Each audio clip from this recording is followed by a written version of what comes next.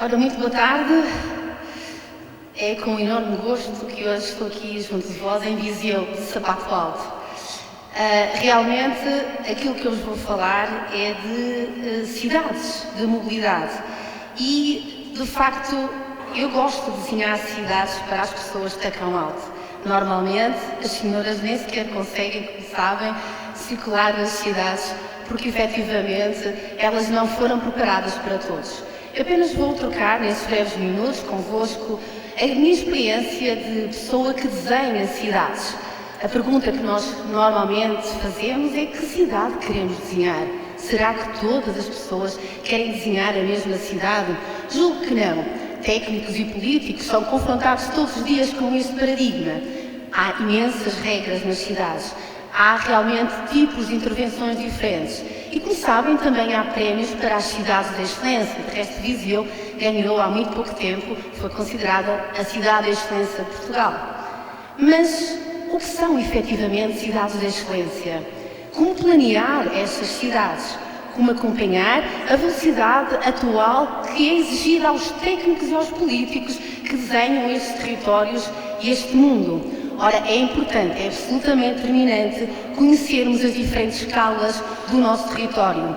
Também quem não gostar de geografia, quem não gostar do território, não pode, no meu entendimento, se me permitem, desenhar cidades.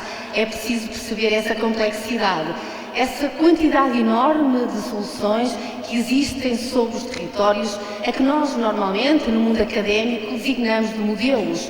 Quantos académicos pelo mundo inteiro discutem os melhores modelos para desenhar cidades?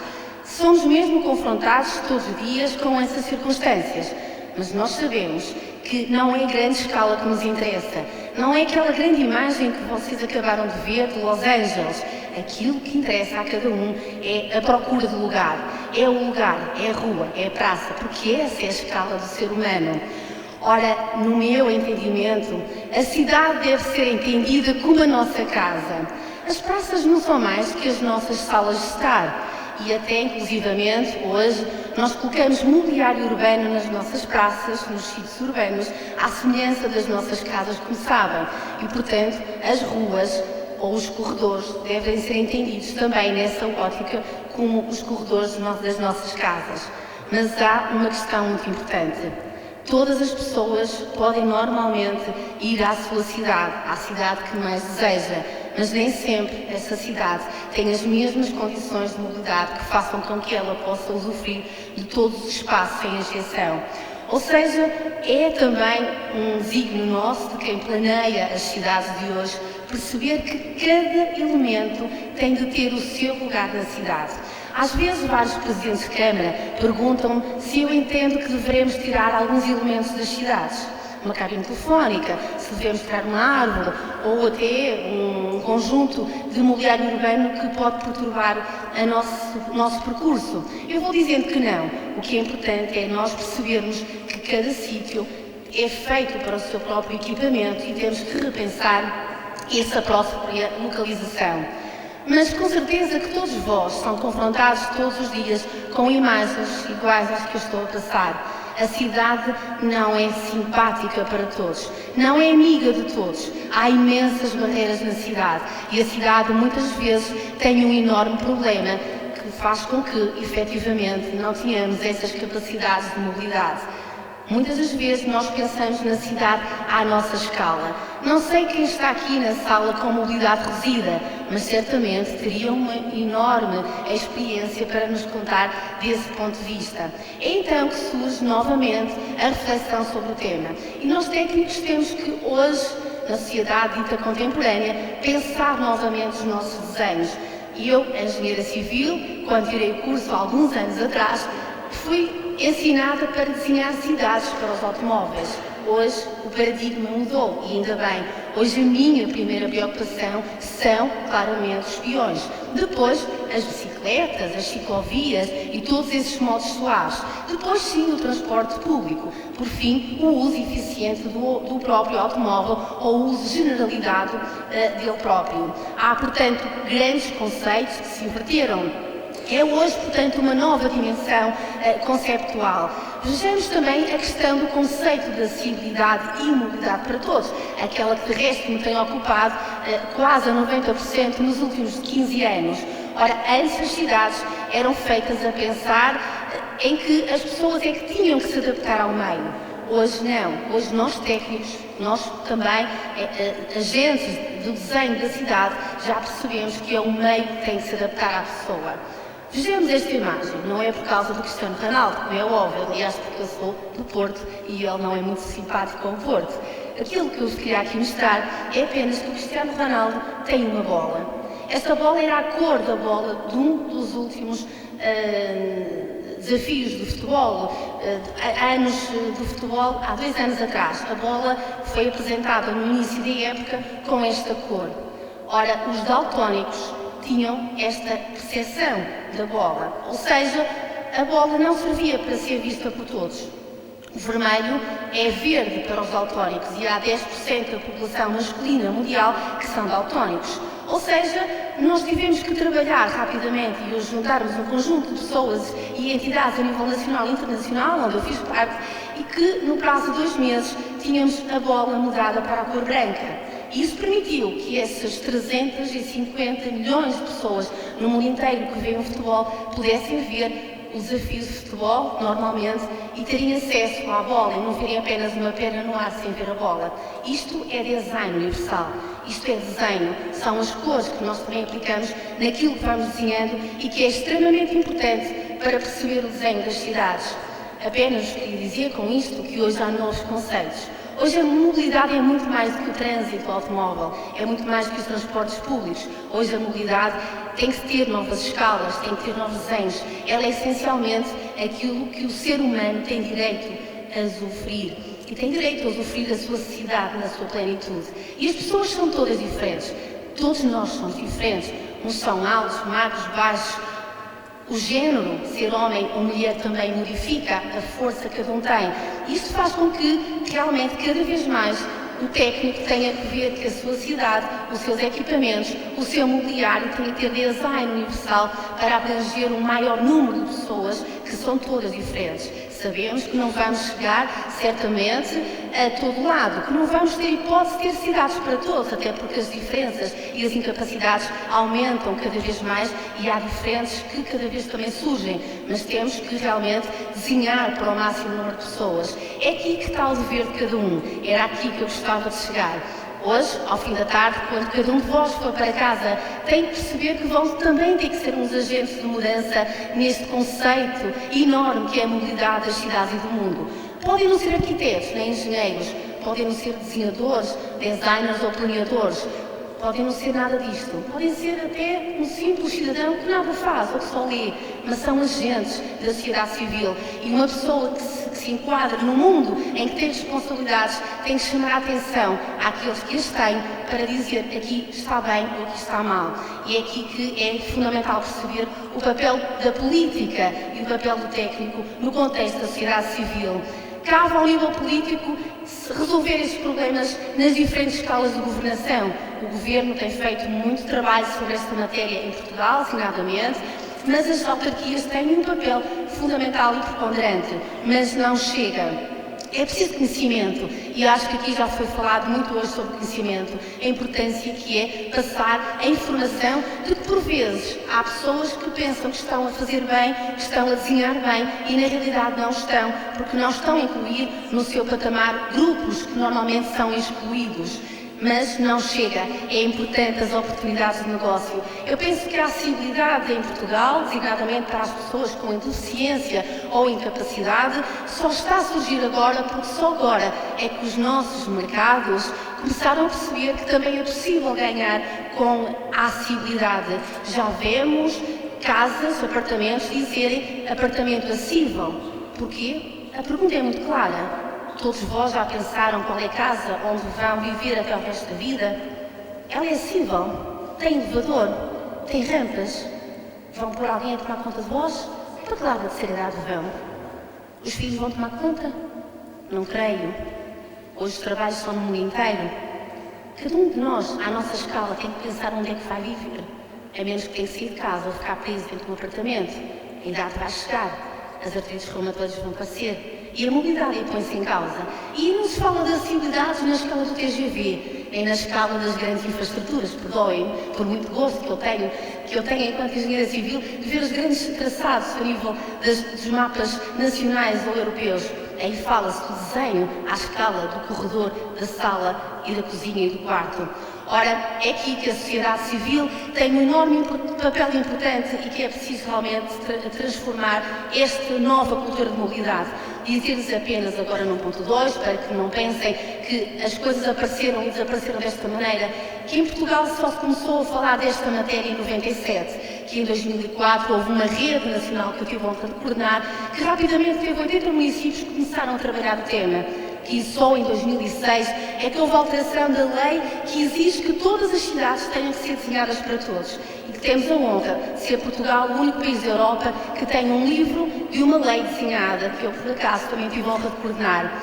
Ora, só em 2008 é que há uma revolução nacional, se me permitem, por nome que lhe dediquei, em que se lançou a primeira geração de planos de promoção da acessibilidade.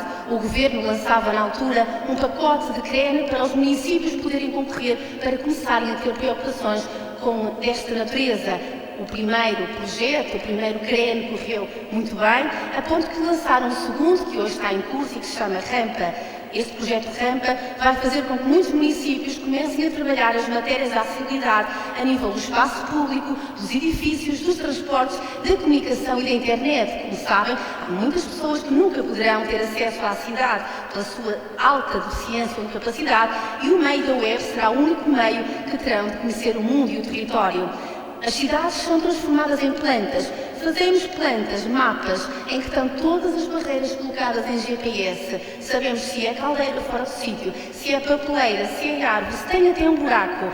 Esses mapas transformam-se de seguida, através dos sistemas de informação geográfico, em corredores acessíveis e inacessíveis. Qualquer autarca consegue saber quais são as ruas que são acessíveis. Por exemplo, para onde é que um homem pode passar de guarda-chuva por outro homem no seu passeio. Normalmente isso não é possível, como sabem, os passeios não foram pensados para dois guarda-chuvas passarem, ou duas pessoas de guarda-chuva passarem uma pela outra. Mas reparem no mapa que vos apresento, tem verdes e vermelhos mais uma vez. Verde, percurso acessível, vermelho, zonas do território que não andam uma cadeira de rodas. Mais uma vez, a cor está diferenciada pela forma. Porquê? Porque os tais daltónicos podem não poder ver e se estivermos aqui na sala, se tiver algum daltónico, acredito que esteja, francamente, por aquilo que sei, vê este mapa e, portanto, não tinham leitura de mapa se a cor não estivesse. Pergunto, custa alguma coisa? Não custa nada. Custa apenas conhecimento, informação e também ter um espírito de que nós estamos a ajudar os outros, estamos a ajudar muito mais pessoas.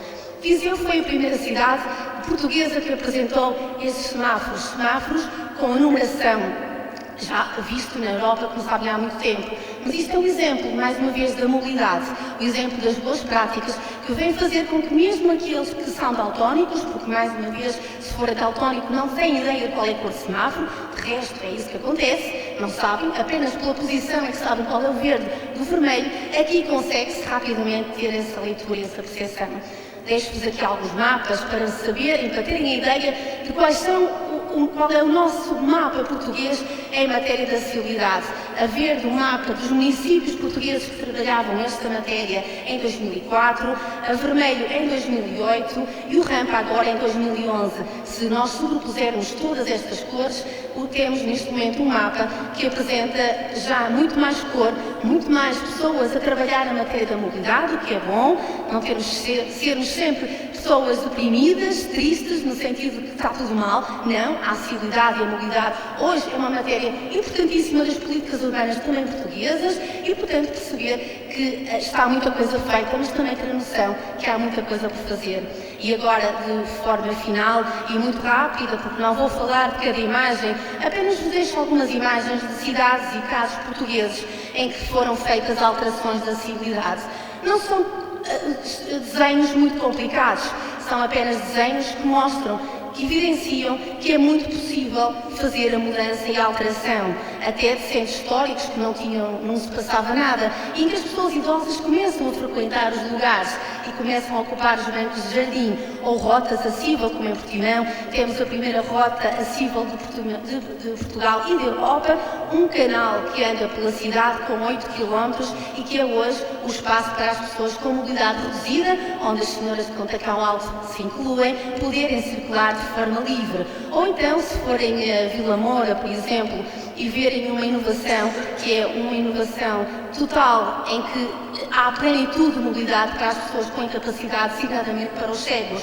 Veja-se, por exemplo, umas linhas que estão no terreno a conduzirem esse movimento das pessoas cegas. Ou então, para não ir muito mais longe, daqui a bocadinho chegarem à praça do centro aqui da vossa cidade, onde nós estamos, e perceberem que Viseu, de facto, também há muito tem estas questões colocadas nos seus desenhos.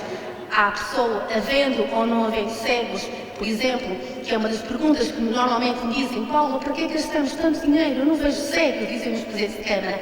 E eu respondo: o senhor não vê, porque eles estão em casa, porque eles nem sequer se habituaram a vir à rua, mas eles existem, eles estão lá.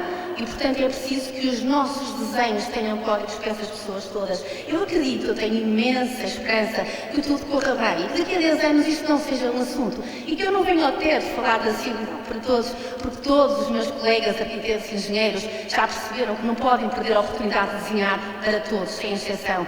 Mas não posso deixar de me ir embora, falta quase 2 minutos, sem vos dizer que o território não é apenas uma construção física de engenheiros ou arquitetos ou planeadores. O território é essencialmente uma construção social. Essa é que é a verdadeira alegria de quem desenha o território, quem é um simples técnico de engenharia ou de arquitetura e consegue perceber que afinal está a fazer outra coisa, está a trabalhar com as pessoas e está a desenhar para elas. Nós temos imensas práticas do mundo inteiro. Não temos que estar a puxar pela nossa cabeça para criar muitas ideias. Eu peço, não puxem demasiadamente pela vossa cabeça. Está tudo feito. O mundo parece pequeno, mas ele é enorme em ideias e em boas práticas. É preciso ir percorrer, fazer viagens, fazer comunicação. Nada do nosso trabalho pode existir sem comunicação.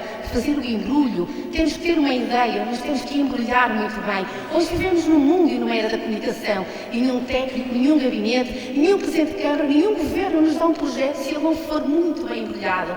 Mas não dá o segundo se lá dentro não tiver uma boa prenda. É preciso trabalhar nessas 3 dimensões. E é preciso que cada um de nós aprenda a escrever sobre aquilo que faz. Esse é o meu trabalho também, pessoal, e o desígnio. Cada projeto, cada ano que passa, tem que transformar em livros, em manuais, em alguma coisa que possa dar aos outros, não só na universidade, onde dou aulas, com os meus alunos, mas também que possa ficar para a história, porque a cidade também é um arquivo, a cidade é um encontro de histórias do passado. Não há presente, acreditem, não há presente. Há um instante, há um passado e há um futuro, mas a cidade é essencialmente estas novas gerações.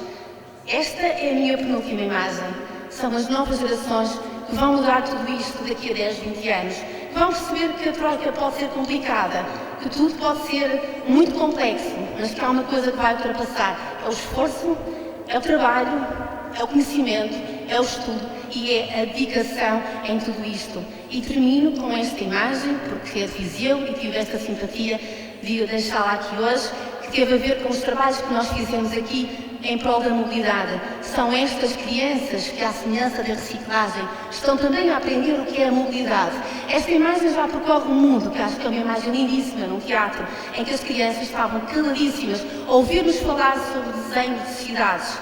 Elas também já estavam a ser apaixonadas. Para ter ideias é preciso ter paixão. Não há ideias sem paixão. E termino dizendo, parafraseando, uma das frases que eu acho mais bonitas, por acaso, é da Cristina Bessa Luís, que ela diz que o conhecimento dos homens é feito de paixões. Gostem, apaixonem-se pelas coisas, pelos temas e trabalhem. É um desafio enorme, mas as cidades são o maior palco do universo. Muito obrigada.